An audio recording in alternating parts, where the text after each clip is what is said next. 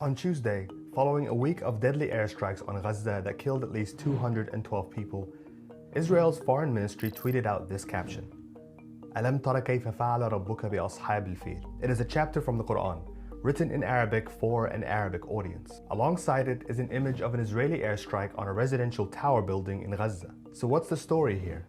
And why are people so furious about it?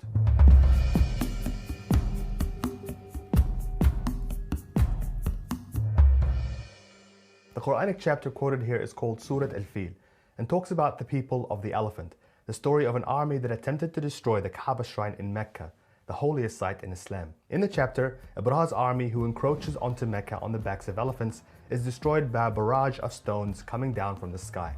It's a chapter that most Muslims are familiar with, an allegory about how God protects his sacred house from aggressors. This is the chapter that was tweeted out by Israel's official government account, in Arabic, alongside an image of bombs over Gaza.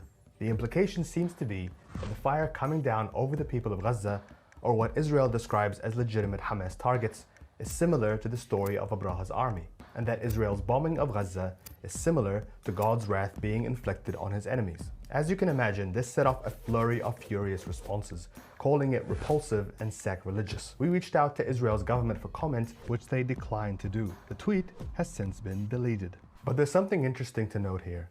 This message was only sent out to an Arabic-speaking audience. It's an image that projects strength, and what some have interpreted as mockery.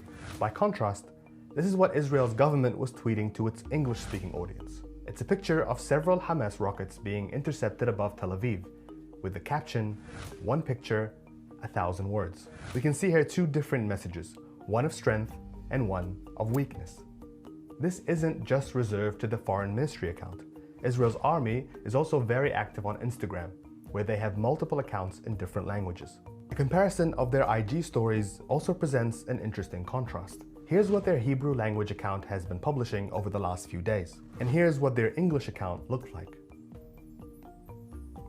One account is showing the IDF carrying out multiple airstrikes in Gaza.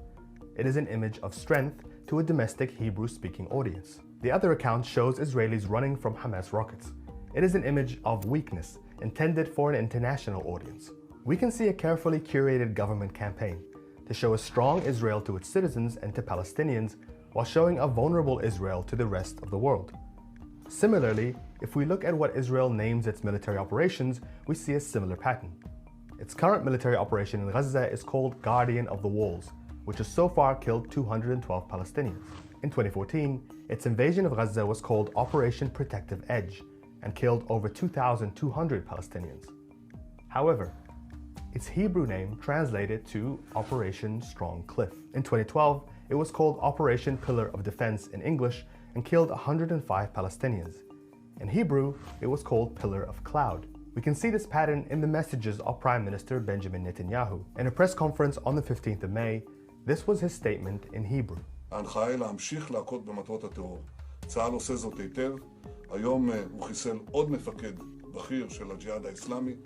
פגענו ביחידה הימית של החמאס, וגם ממשיכים להכות בתווך התת-קרקעי במטרו של החמאס. At the same press conference, this is what he says in English. This past week, millions of Israelis were forced into bomb shelters as missiles rained down on our cities.